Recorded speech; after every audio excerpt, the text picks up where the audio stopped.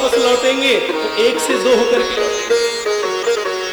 माता को बड़ी प्रसन्नता हुई। उसके बाद जो वनगमन की बात है, शंकर भगवान कहते हैं पार्वती मैंने उस बात को छुपा लिया, मैंने वह बात बताई नहीं, सिर्फ इतना ही कहा कि इनके चरण में बहुत लंबी लंबी यात्राएं हैं। दर्शन करके, दर्शन लाभ लेकर के वापस लौटे हैं।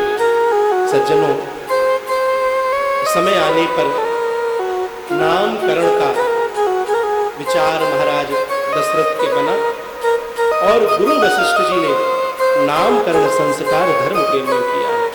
आइए, बड़ी सुंदर चौपाइयां हैं, इन चौपाइयों के माध्यम से नामकरण का संस्कार का हम और आप मिलकर के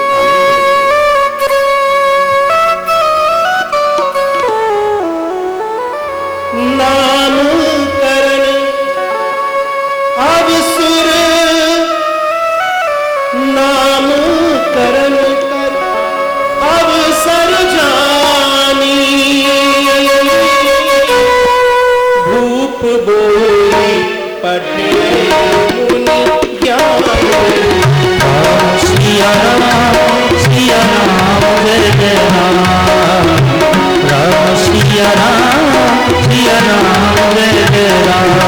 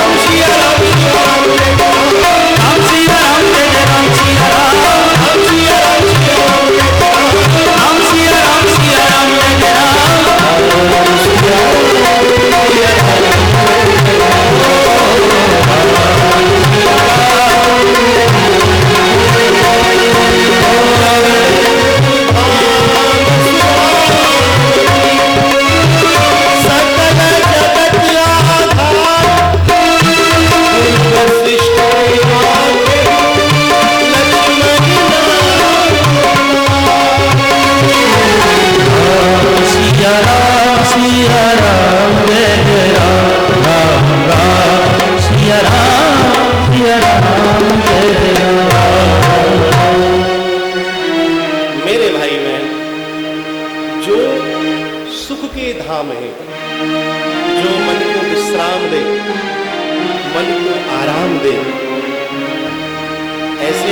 कौशल्या के पुत्र का नाम गुरु वशिष्ठ जी ने राम रखा है।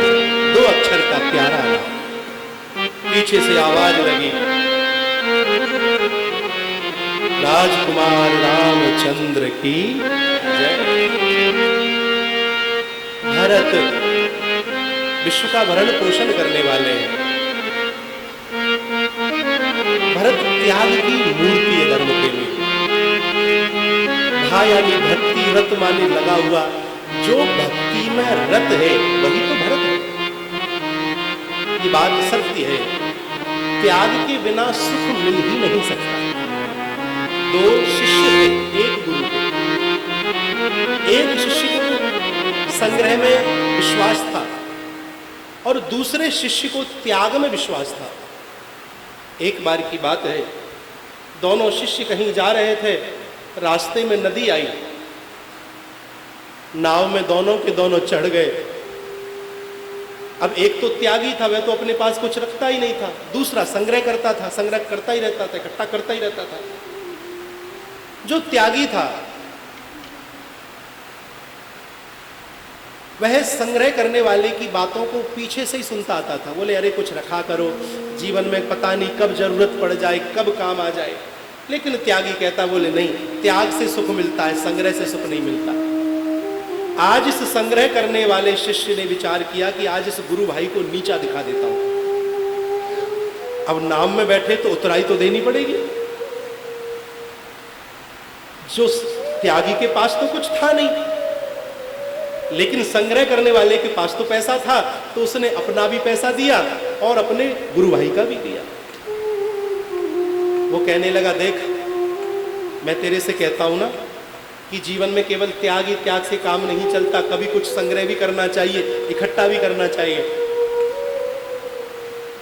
दूसरा गुरु भाई कहने लगा, देख भाई चाहे बात कुछ भी हो, हर एक कार्य त्याग से ही बनता है, त्याग से ही सुख मिलता है। बोले मतलब? बोले भले तूने संग्रह किया हो, लेकिन जब तूने त्याग किया तभी तो हम दोनों इस नदी से इस पार से नदी के उस पार पहुंचे। अगर तू पैसा अपने पास ही रखता तो क्या तू पार उतर पाता? तो कहने का अभिप्राय ये धर्म प्रेमियों, जो त्याग है वही जीवन में सुख देता है, वही जीवन में आनंद देता है। संग्रह कभी सुख दे ही नहीं सकता। बहुत लोग ऐसे हैं जो अपने जीवन में संग्रह करते हैं, ना कभी कुछ दान कर पाते, ना पुण्य कर पाते। तीर्थों में भी जैसे जाते हैं वैसे ही लौट करके आ जाते हैं, संग्रह कर करके ही रह जाते हैं, बाकी सब कुछ यहीं छूट जाता है। मरते दम तक इंसान की नीयत साफ नहीं होती। सच कहता हूं मित्रों, कफन में जेब नहीं होती। संग्रह सुख नहीं देता, त्याग सुख देता है। अपने जीवन में कभी त्याग करके तो देखो, बड़ा सुख देगा। किसी भूखे को भोजन करा करके तो देखो, किसी नंगे को वस्त्र उड़ा करके तो देखो, किसी प्यासे को पानी पिला करके तो देखो। ये तो छोटी छोटी बातें हैं। और जब जीवन में जितना बड़ा त्याग होगा, धर्म प्रेमियों, जीवन में हमारे उतना ही सुख होगा। तो त्याग मूर्ति है भरत जी, विश्व का भरण पोषण करने वाले। जो भक्ति में रत है वही भरत है। अब भरत के बाद तीसरा नंबर तो लक्ष्मण जी का आना चाहिए था, लेकिन यहां नामकरण लक्ष्मण जी से पहले शत्रुघ्न जी का कर दिया विश्वामित्र जी ने। अब मन में प्रश्न ये उपजता है, भाई ऐसा किया क्यों? क्या वशिष्ठ जी को मालूम नहीं था? ऐसा हुआ कैसे? तो बात ऐसी है धर्म प्रेमियों, जब नामकरण का समय आया तो जो सुमित्रा के पुत्र हैं लक्ष्मण, वो थोड़े, उनका स्वभाव थोड़ा सा रुदन ज्यादा करते हैं, परेशान ज्यादा करते हैं, रोते ही रहते हैं, हाथ पांव फेंकते मारते ही रहते हैं शुरू से ही। शत्रुघ्न जी का स्वभाव सरल है। तो केकई माता सुमित्रा से बोली, बहन तू अपने इस पुत्र को संभाल और इस सीधे सरल को मेरी गोद में दे दे। गुरु वशिष्ठ जी नामकरण करेंगे, उनके सामने ये ज्यादा परेशान करेगा, ठीक नहीं लगेगा, उचित नहीं लगेगा। तो जब गुरु वशिष्ठ जी नामकरण करने के लिए बैठे तो गुरु वशिष्ठ जी समझ तो गए थे, लेकिन गुरु वशिष्ठ जी ने सोचा कि अब पंक्ति में नंबर आ ही गया है तो फिर पंक्ति भेद क्यों करें। भरत के नाम के बाद दूसरी तरफ शत्रुघ्न जी हैं, फिर उसके बाद सुमित्रा माँ की गोदी में लक्ष्मण जी हैं। तो पंक्ति भेद ना करते हुए गुरु वशिष्ठ जी ने सोचा अब नंबर आ ही गया है तो अब नामकरण कर ही देते हैं। इसीलिए जाके सुमिरन ते रिपुनासा, नाम शत्रुघ्न वेद प्रकाशा। जिसके सुमिरन मात्र से शत्रुओं का नाश हो, धर्म प्रेमियों, वही तो शत्रुघ्न है। कौन से शत्रु? अंदर के शत्रु, काम, क्रोध, लोभ, मोह, मद, मत्सर, अविद्या, राग, द्वेष, ईर्ष्या।